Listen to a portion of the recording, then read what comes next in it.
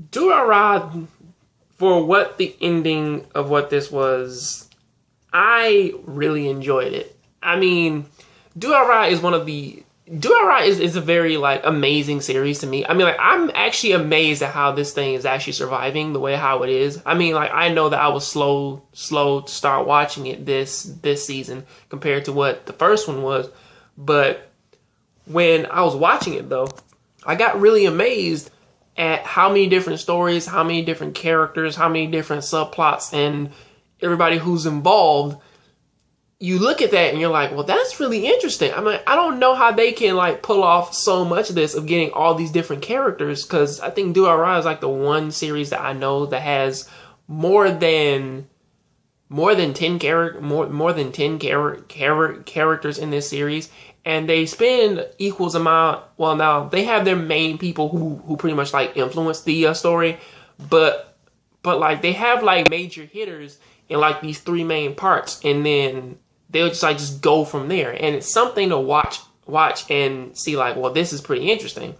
And that's sort of how, and it's a pretty nice wrap up from every problem that has happened. And for people over there who have been watching the light novels and who have been looking at like all the actual manga stuff, it's like it's starting to come full circle with those, because especially since this is like the biggest change that I have seen happen in this series since at the end of the first season, when Mikado, when like he allows everybody to just join the dollars to stand up against the yellow squares, which is actually pretty interesting.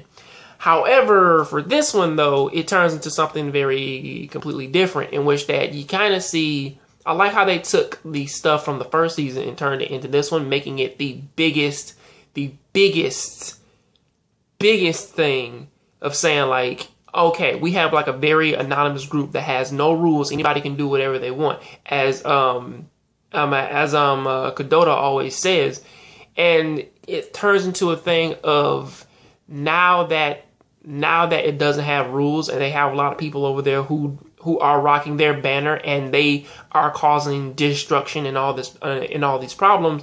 Mikado kind of has to get some strength to get them all out there, because lo and behold, whatever happens in this series, I still look at it as Mikado's story is pretty much like the main story, the main thing of pretty much drives the entire story, because Mikado and the dollars are two things which that he will never ever like get away from.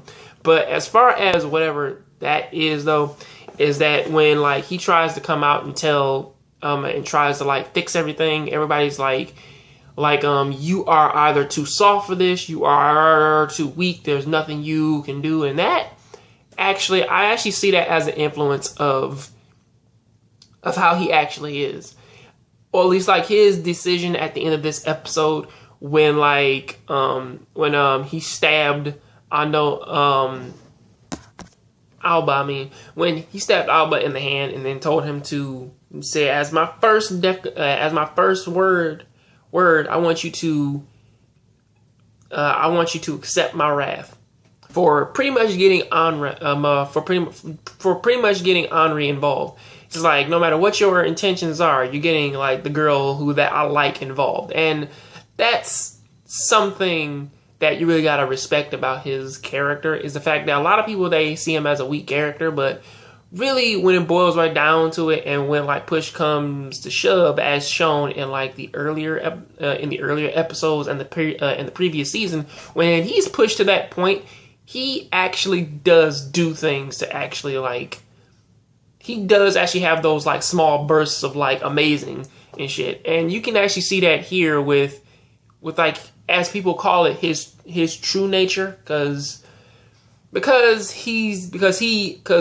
at the kind of character he is, he probably wouldn't stab a man in the hand with a pen, but he fucking did that shit, and he did it with no hesitation.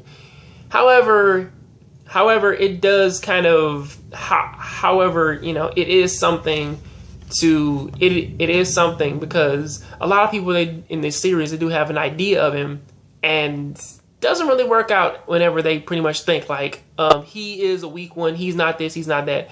But they do tend to learn the hard way that guys like him, the ones over there who don't really speak up all that much, they are the most dangerous people in which that you really need to watch out for.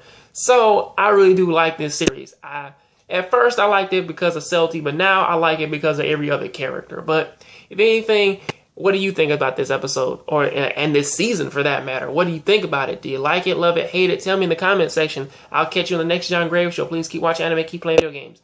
Oh, also, what's name's coming? Durara is also coming back. I believe the second half of what is going on is going to come out in June. So yeah, well, not June, July. So everybody, please keep an eye out for that, and I'll catch you.